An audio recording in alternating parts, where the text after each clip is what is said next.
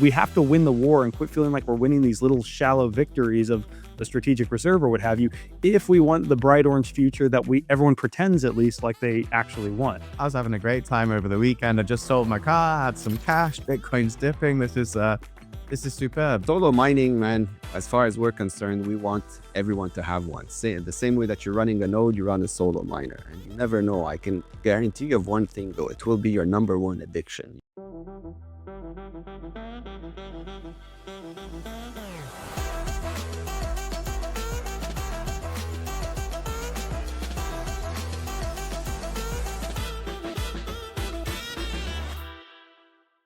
Hey everyone, welcome to another episode of Bitcoin Banter. I have Rick and Tony here with me. Guys, let's jump right in. We've got the dip. So Bitcoin is down 30% or so off its all-time high. We dipped below 77,000 for the first time since November. Can you guys even believe it? Bitcoin is dipping. Are we in a bear market? Rick, are you freaked out? Why don't you give your thoughts? Well, no, I mean, I don't want to celebrate too much because I know there's quite a lot of people in a bit of pain with this dip, right? Maybe they invested a bit too much, or maybe they used a bit of leverage. But for me, I'm really quite pleased about it, right? I'm trying to build my Bitcoin stack. Like, famously a couple of years ago, I got hacked and lost everything. So man, lower prices is like great news for me, right? I mean, it wasn't related. It was just perfect timing, but I actually sold my car at the weekend because I, work remotely. We've got two cars, don't need two cars. Sold that. So it's like, oh man, I was having a great time over the weekend. I just sold my car, had some cash, Bitcoin's dipping. This is superb. But yeah, well, let's try and put some perspective on it maybe for people who maybe, invested this year or last year because of the ETFs and because of this whole, Trump administration supporting Bitcoin. People might have dived in recently and, hey man, listen, if you bought Bitcoin at $109,000 for the first time and today it's sitting somewhere around 80, yeah, you are gonna feel that, right? It's gonna be a kick in the stomach and you start questioning yourself and thinking, God, am I an idiot? Was everyone right? Is Bitcoin really a Ponzi? Is this whole thing going to zero? And it's quite scary. To put those concerns at bay a little bit, like bear in mind that I think during the 2017 bull run, there was at least like six corrections of between 30 and 40%, right? So I don't know, maybe when people watch this show, like when they see us quite relaxed and just kind of laughing about it, it's not arrogance or anything like that. It's just like we've seen this like time and time again over the years. Like a 30% sort of correction in the price is not a shocking thing. And also, I wish people could bear in mind that we are still up over 300% in just over a couple of years. So, it's kind of funny that you could be up 300% in 2 years and then you have a little sort of 30% correction and everyone's freaking out. You just got to hodl, right? Like it's par for the course. If you think about what Bitcoin is, it's money. It's the next evolution in money. It was never going to just be like a smooth transition. Most of the world outside of our bubble, I think actually that's what I've become most aware of this year is, you know, go on Bitcoin Twitter and everybody's losing their minds, right? Because they're like, this doesn't make sense. The US government just said they love Bitcoin and now the price is going down. How, and their brains sort of blowing up. Um, but you got to get away from being like pulled into these short-term news cycles, right? Do you remember when the ETFs launched? Everyone said we'll be at 500,000 in no time. This is that short time preference that'll kill you, right? Like if you're just desperately looking at the chart every day, you're gonna have a bad time. If you're gonna buy Bitcoin, the best way to do it is to go in with a minimum 5 year time horizon, like minimum 5 years, at least one cycle, at least one halving.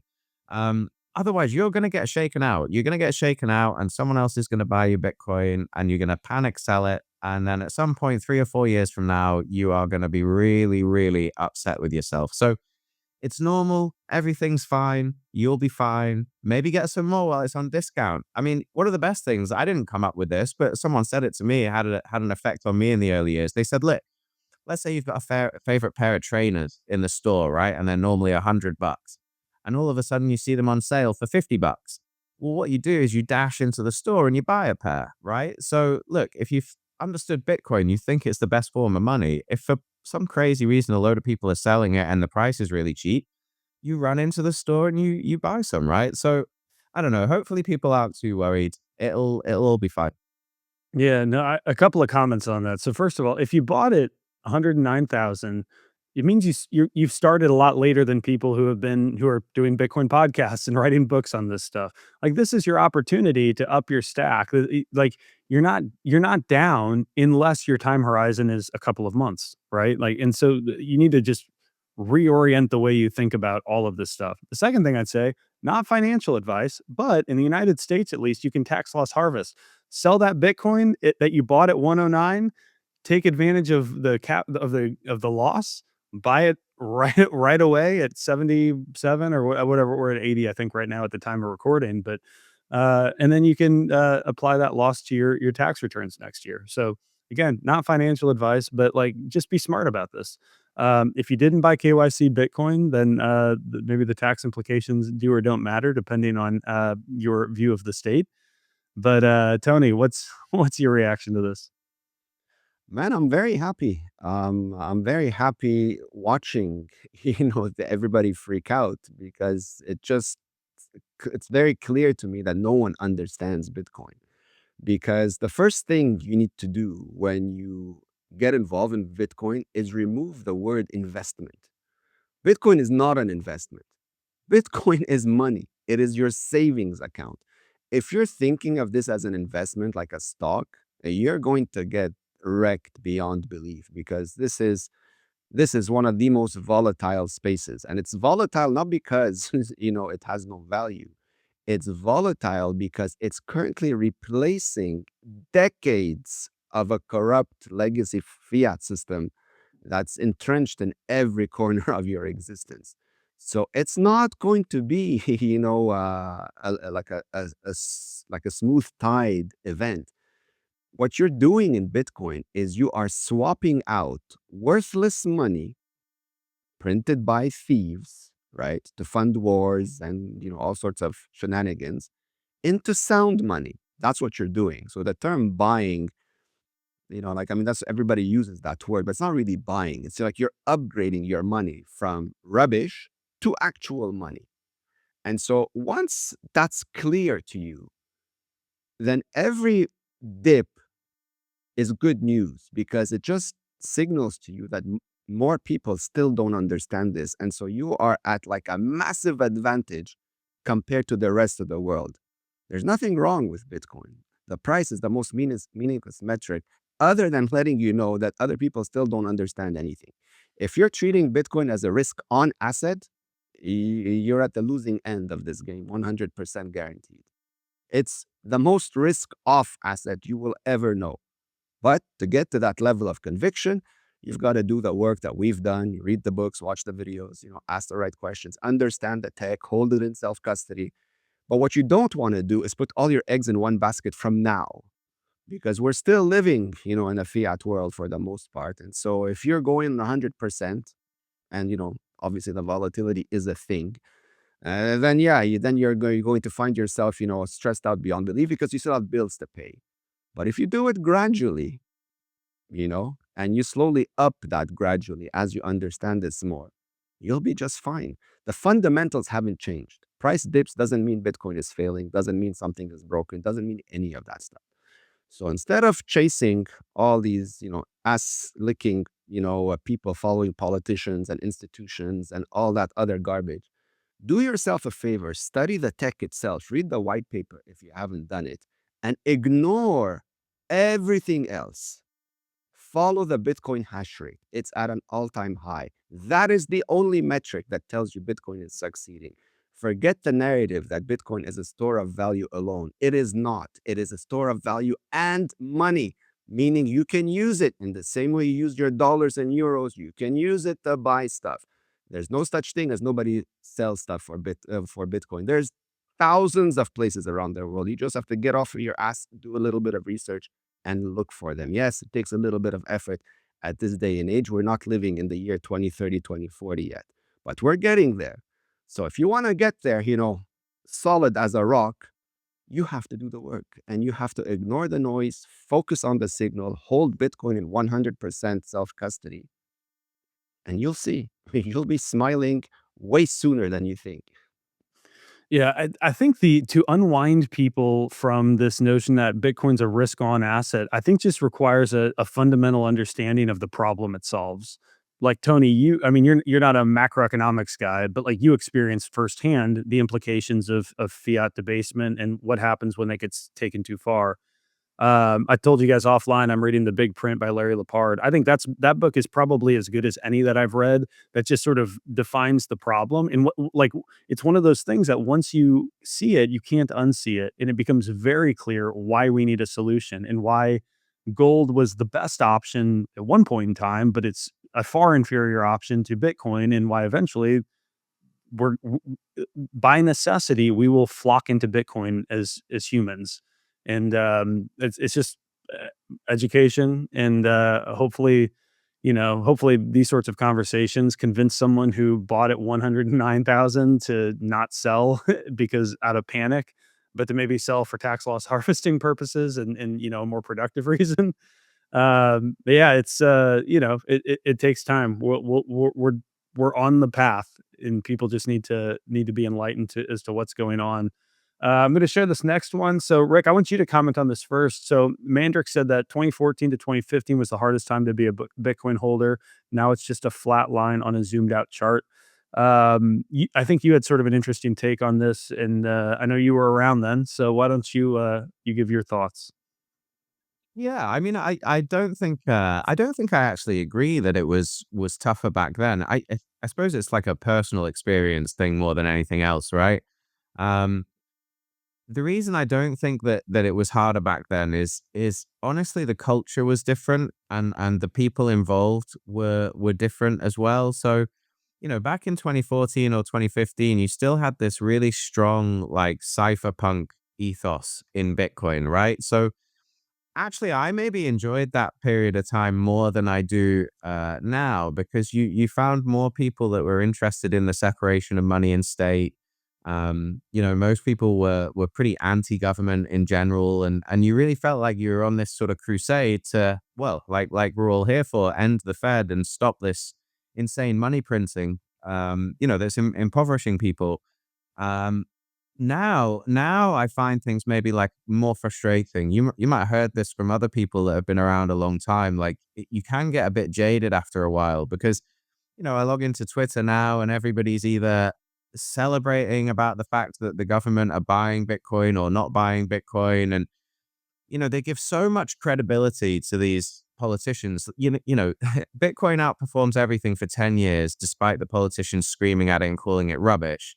But now, for some reason, everybody thinks that we need politicians to give it any credibility, and that's what will make the price pump. And it's a little bit nauseating, right? So I don't know. Maybe I felt like back then, like our tribe was a bigger sort of portion of the Bitcoin community.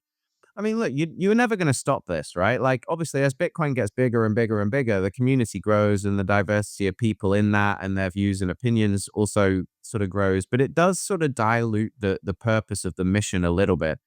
And so, you find yourself like, oh God, how do you get the right signal out through this noise now about what we're really trying to accomplish and what the real prize is if we can end the Fed? Because a lot of people here, I think, they're just desperate to get rich, right? Let's be honest. Most people are just here to be rich, and they don't care how it happens and what the cost is. The counter side to that is that if you're here just to get rich and you don't understand what the mission is about and what Bitcoin is about, then you're far more likely to be the type of person that panics when there's a 20% drop because all you're thinking about is your bank balance, which you're still measuring in dollars, which doesn't make a lot of sense either. Um, but what I do like about Mandrick's tweet, because he might have just had a different experience to me, right? Like he might have found those dips really savage. I maybe didn't because I had less money on the line because Bitcoin was a lot cheaper, right? But what I think is really important about his tweet is that he said is this idea that you need to zoom out. Like 2014 and 15 had savage bear markets, so did 2017. But the point he's trying to make is if you zoom out, it just looks like a flat line on the chart now. And believe me, 10, 20 years from now, you're going to look back at the 2017 peak and look back at the 2021 peak. And, who knows, maybe the 2025 peak, like maybe it's going to go down for a while. Who knows? But if you, if you can sort out your time horizon, this is the crux of it. If you can sort out your time horizon and think in decades instead of months, then you will reach a point where you look back at the chart and these dips are going to be imperceptible. So, Mandrick's really dropping a bit of signal there. If you can grasp it, that like this is really nothing. It's not important. If anything, it's a big opportunity. Yeah, I agree. I wasn't around then, and that's why my stack is still small. I'm figuring this stuff out. But Tony, what's your take here? Yeah, man. I also wasn't paying attention in 2014 and 2015 the way I should have. I was having way too much fiat fun back then. So that cost me dearly, unfortunately. But reading back, during that time frame, for sure, there was a cleaner tribe of really focused individuals that are, sticking behind, the true purpose of Bitcoin's creation. Now, it's diluted with all sorts of, shapes and colors that come into the space for whatever reason. But yeah, you're right, Rick. Everybody wants to be rich, no matter which way it happens, right? Like, just give me the money, make me rich, let me buy my Lambo, and let me, get my back scratched every afternoon.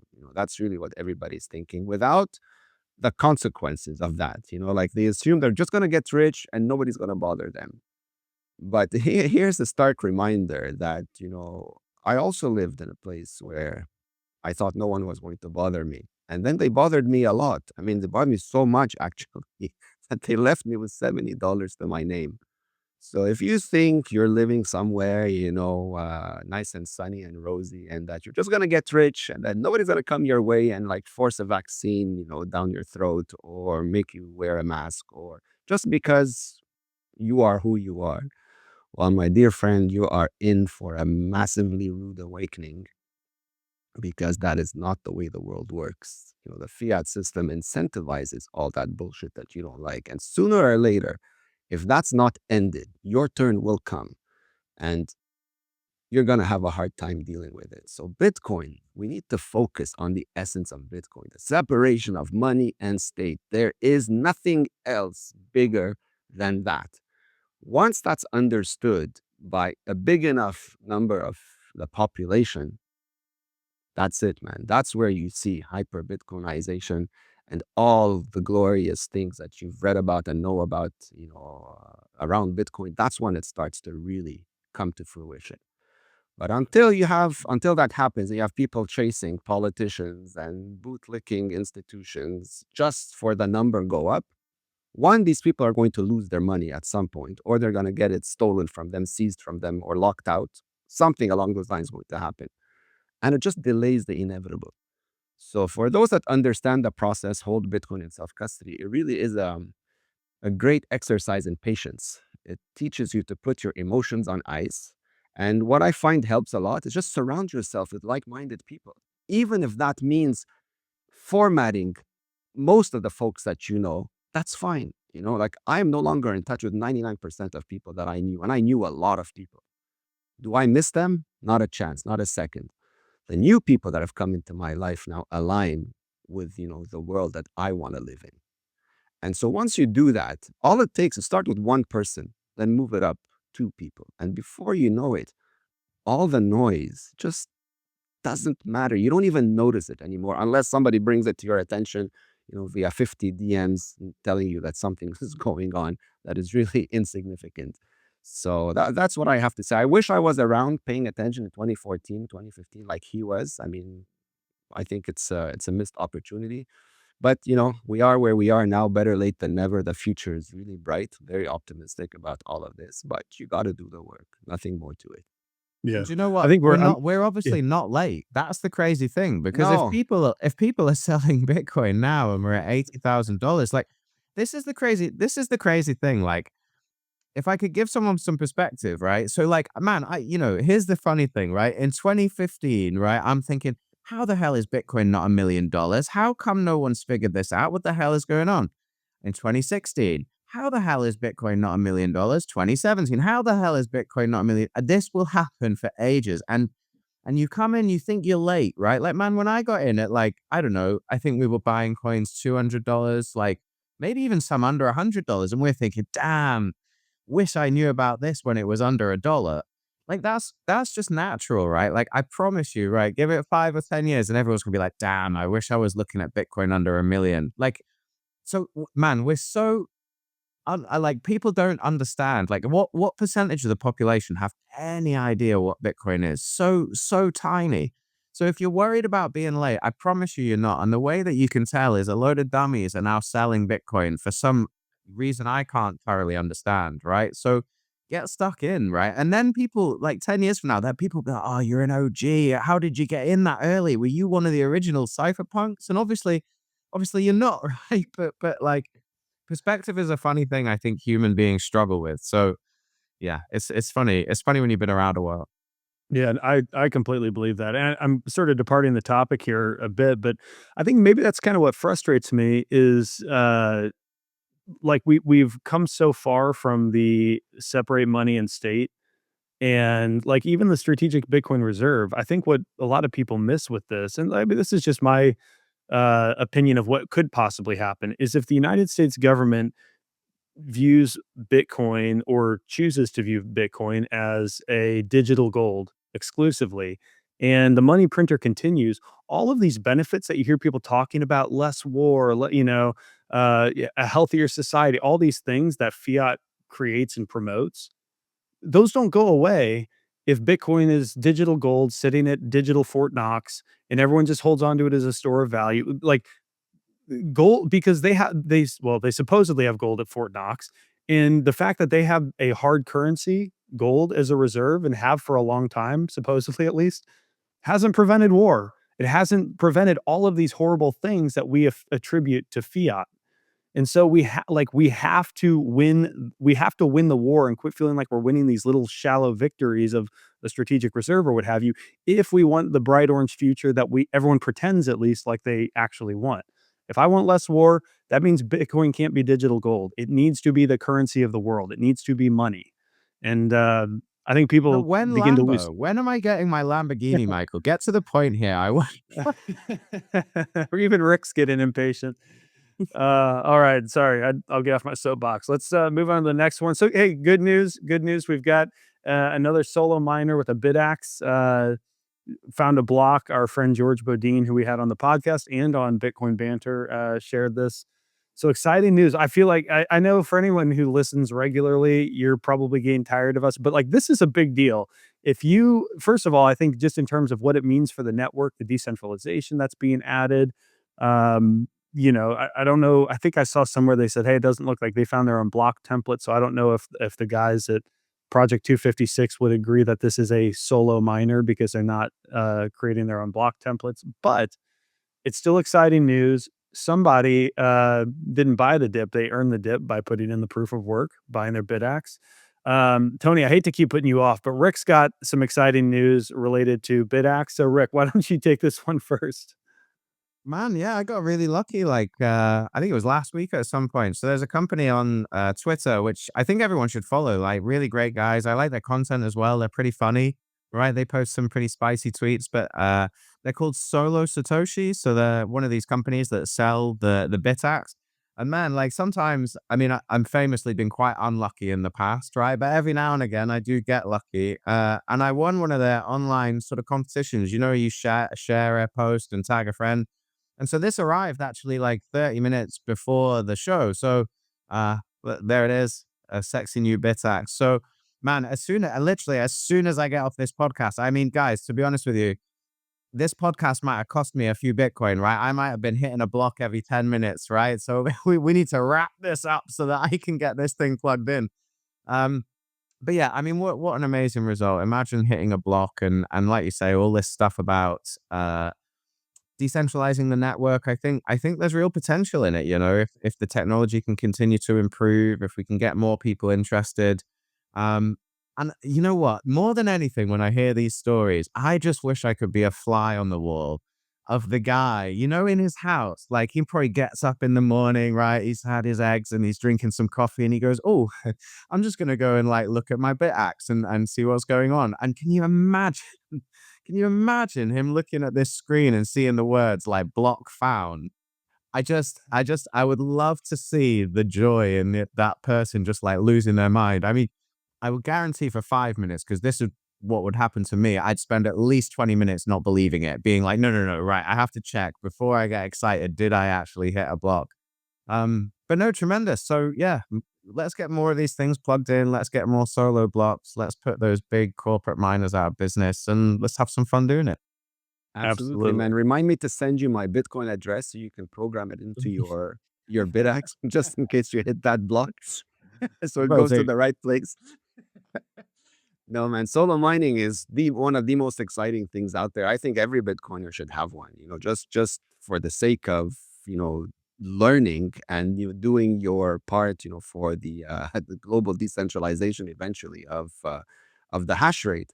But solo mining, man, as far as we're concerned, we want everyone to have one. The same way that you're running a node, you run a solo miner. And you never know. I can guarantee you of one thing, though. It will be your number one addiction. You'll be glued to that screen 24/7, just waiting for those lights to start, flickering, telling you that you found a block, just like this guy did. Congratulations to whoever that was, well done.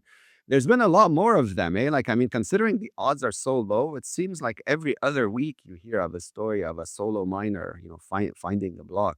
So, hey, maybe it's a lot more common than we think. So, for $200-300, find yourself a solo miner, plug it in, and let's have some fun, guys. Absolutely. Alrighty, guys. Last story for you. So we've got, and I think this is a good illustration of what monetary inflation means. It probably isn't going to resonate with everyone the way it does with me, but Arnold Palmer, one of the greatest golfers of all time, averaged $58,000 per PGA win back around 1965, and then Russell Henley, who just won Palmer's event this year, won 4 million. So he earned more in this one event in nominal dollar terms, mind you, than Arnold Palmer won in his entire career, on course earnings at least. And so what Preston says here is he said that's fiat money inflating at 7.3% annually for 60 years. I think the trick with this is what many people see is like, oh well, the game of golf has changed or whatever. But like, abstract that into other things. I mean, the cost of real estate or what have you. Like a home should be a depreciating asset. Your home does not get nicer the longer you live in it, and the longer it exists, it begins to deteriorate. And yet we're seeing monetary inflation rear its ugly head in the housing market, and people think they're geniuses for buying real estate, and it went up in price. They don't realize that their dollar is just affording them less house moving forward. Tony, I'll give you a chance to go first because I feel like I've been handing Rick the baton too quickly. Uh, what's your takeaway? This is just appalling, man. I mean, this is just inflation, very clearly depicted in everyday life. I mean, can you imagine they printed 40% of the dollar supply in the last 2 years? Crazy. Like, do you understand what that means, what that represents in numbers? So you're this guy working your entire life, right? Putting your savings aside, thinking you're going to have a nice retirement. And these people come along and they just nuke 40% of your purchasing power, just like that.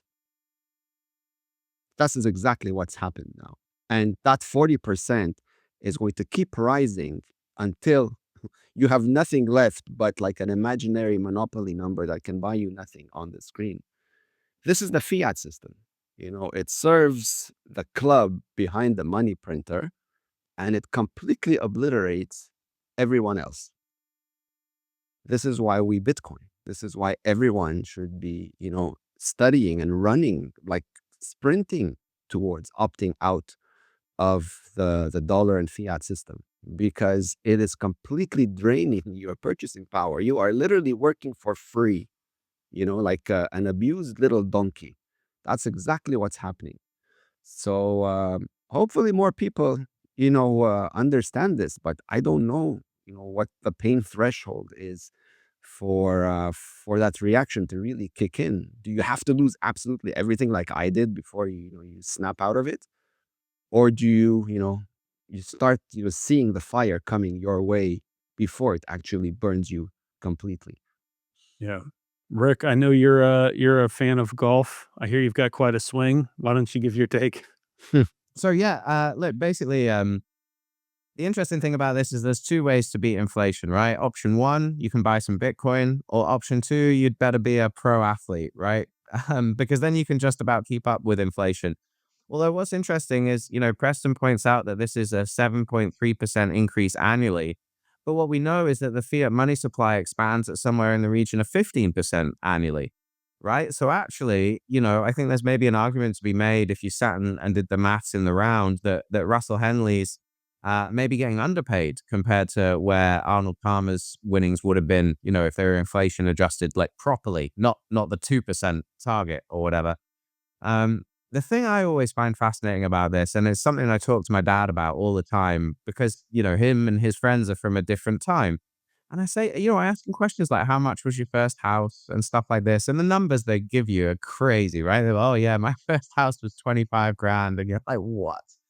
And I mean, my dad's a Bitcoiner, right? He gets the whole problem. But I ask him, I'm like, look, your friends have lived through this, right? They bought houses for 25 grand as well. But like, where's this disconnect that no one stops and goes, what the hell is going on? I used to be able to buy like a chocolate bar for 10p and now it's £1.50. 50. Uh, you know, Arnold Palmer used to get paid 58 grand for winning a golf tournament. Now it's 4 million. And they'll search for these reasons, right? That must be true. Like, oh, well, it's all on TV now and there's big sponsorship deals. And yeah, okay, like maybe there's different revenue streams, but it's astonishing that there's a lot of people still alive who've lived through this monetary expansion, and yet very few of them can see it, even though the price of everything is changing so rapidly. That's the thing I think I'll probably go to my grave still scratching my head about. Like you used to buy these things for 10p. Like why why are you not questioning this massive change? Rick, I might have a partial answer for you. I think it's because the Okay. people who have lived through it have been the beneficiaries of it. They bought their house at Maybe. 25K and now it's worth 500K. And so they look like geniuses. It's if you're starting off today near the tail end of the monetary expansion and the great fiat experiment where you can't afford to get that first house that someone back in 1970 could for almost nothing. And so maybe it's less of I think they'd probably concede, yeah, life's gotten more expensive and everything, but they've kept up because they've been investing in the stock market and they have a house or maybe a couple of homes or whatever. I think it's just like they aren't in a position where they feel it's a necessity for them to understand why because they can get by. It's people who are starting out later in the game that are, you know, have to throw their hands up and say, I feel like I can't even begin. I think that's a lot of the hopelessness and honestly, a lot of the cultural deterioration that we see. Mhm. Um, just a lack of necessity. So again, I think we got max pain before we get everyone on board, unfortunately. Any other comments, guys? Are we good? No, I think we're good. Okay. For everyone listening, thank you for tuning in. Go to the bitcoinway.com/podcast. We would love to help you evade the fiat debasement, the great fiat experiment that is destroying everything. We help with proper 100% self custody of your Bitcoin. Also, help you protect your online privacy. We help set up privacy phones. We've got a Plan B residency option for you. Everything you need to be self sovereign. Again, that's the bitcoinway.com/podcast. We'd love to chat with you. Gents, thank you as always. It's always a pleasure catching up and looking forward to chatting again here in a few days. Thank you, Michael. Thanks, Michael. Cheers, guys.